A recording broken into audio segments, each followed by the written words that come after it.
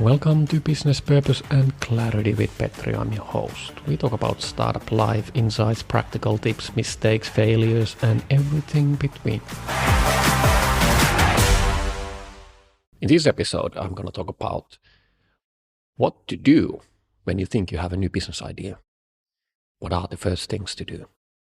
Sometimes you may just stumble upon an awesome solution, feature, a way to do something, but you don't really have a business case.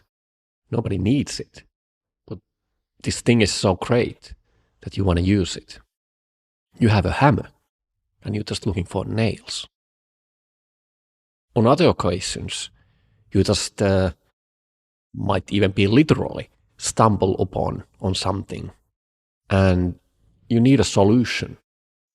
You don't know what is the solution, but you know that you need a solution for something because there's a problem and you desperately want to solve this problem. And this is another way to go. Which one is better? You tell me. Send me your comments, ideas, but let's move on. Before going too much into details, before doing too many things, before committing too much resources, maybe it would be worthwhile to test your idea. Well, how do you test it? Something you don't have. How about doing it the Amazon way? You make a press release. Yeah, right, I can hear you saying now. Well, yes. Yeah, right, you should do a press release.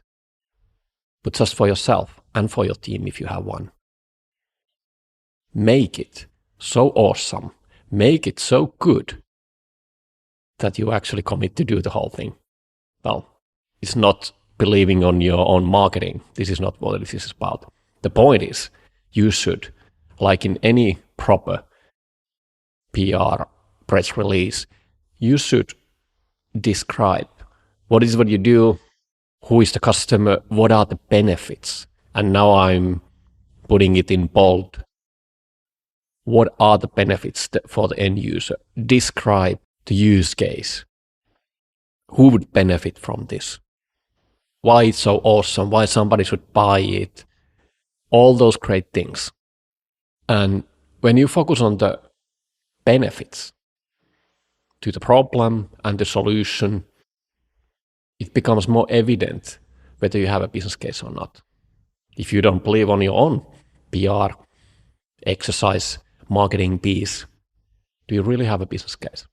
Well, if you think you have some awesome idea and a four type of a business plan, if you will, you're proud of it, well, the next phase could be that you test it with the live audience.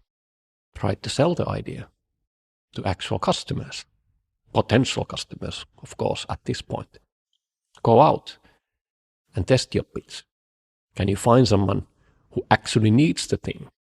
Can you find someone who is willing to become your beta customer, your first customer, your test customer? Can you find someone who is willing to actually pay for the product you're building, what you don't have at this point?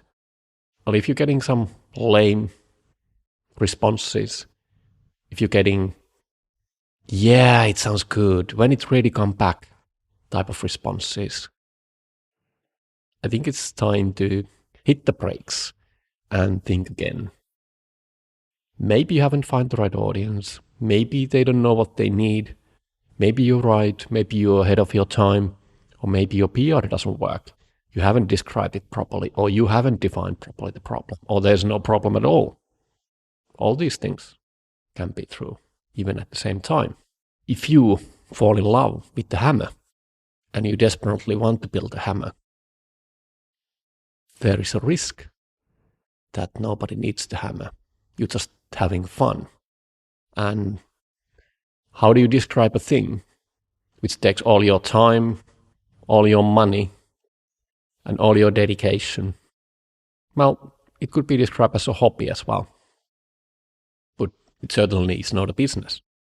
If you start with marketing, you could also think about it from a way that if instead of a hammer, you have a power drill, how do you market it?